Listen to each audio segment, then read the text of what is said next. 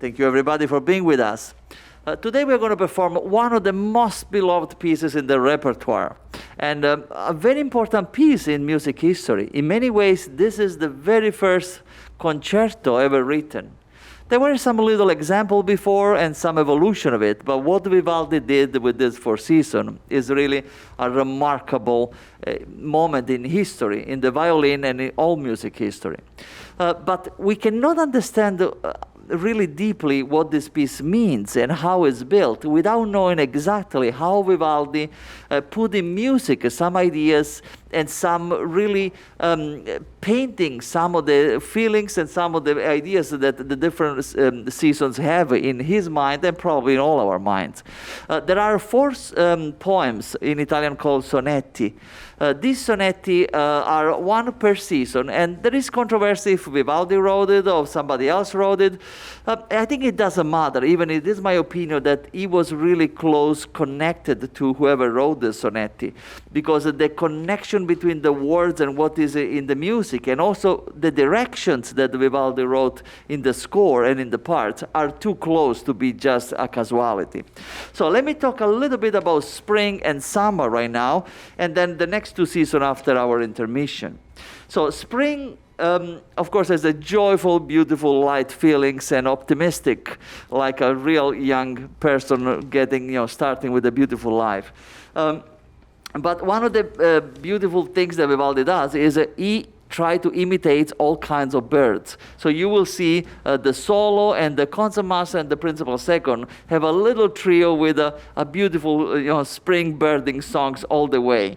Then he goes to show the beautiful light streams that, he was in Venice, so the Alps were melting with the snow, and so the water is kind of, enthusiastic, even if it's not too strong. Also, there are beautiful, he called zeffiretti. The zeffiretti are a very light, beautiful, it's not a cold wind, it's not like a southern wind either, so it's a beautiful, delightful wind. And you're going to get that. But still, in spring, there are thunderstorms. So all of a sudden, you're going to hear the orchestra roaring in thunder and lightning. You will see the first and second violins exchanging lightning between each other. I'll try to show you with my conducting. I hope I can do that. After all the storm pass, we go back to beautiful bird songs, and spring is back in all its beauty. In the second movement is another iconic Vivaldi description.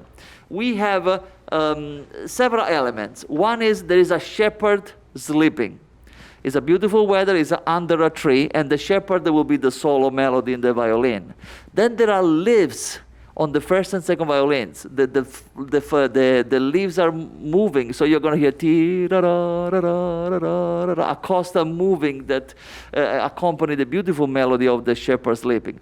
But the shepherd has a dog. And the dog Vivaldi wrote in the score, sempre forte e strappato. And that basically means always loud and harsh. So very often you hear this piece where the viola, who is in this case the dog, plays blending with the other instruments. Actually, is not supposed to. The viola needs to be annoying, like a dog barking while somebody is sleeping. So I hope you're going to enjoy that different way to do this particular movement. The last movement is a beautiful dance, una danza pastorale campestre, so as a very, a dance in the field. A rustic bagpipes are the instrument used in this dance. And of course, is joyful and light as a spring should be. When we get to summer, you need to imagine, yes, it's the beautiful season, we all love it, but in Italy there was no air conditioning where Vivaldi was at that time. So the feeling of summer in Italy is extremely hot, and people are extremely, destroyed with the heat, especially during the very hot hours of the day. So you're not going to get the helpful spirit you may think today with a good air conditioning. It's going to be really languid and really slow at the beginning. Then all of a sudden, birds again, and this time we have the cuckoo, and then we have the turtle dove, the finch, all kinds of birds that Vivaldi imitates with different sound in the solo and in the orchestra as well. It's a scorching heat again, so it's going to be, everything is going to be slowing down again, and in Italy, during the hot hours, everybody close all the windows. They stay inside and sleep. And you're going to get some of that as well. There is, unfortunately, storms in Italy as well during the summer. So the storms on the summer are stronger. So you're going to get really powerful winds. They are going to break a lot of windows and glass. I hope only figuratively.